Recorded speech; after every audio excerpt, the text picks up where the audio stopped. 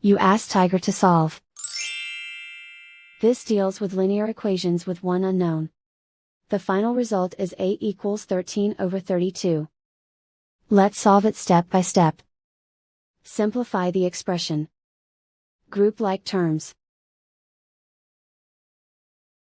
Simplify the arithmetic. Group like terms. Simplify the arithmetic. Group all a terms on the left side of the equation. Add 27a to both sides. Group like terms. Simplify the arithmetic.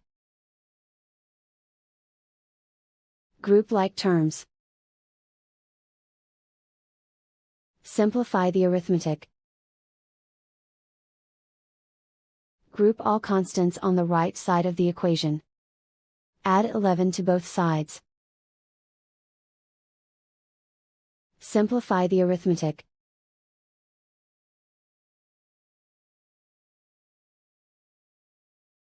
Isolate the a. Divide both sides by 32. Simplify the fraction.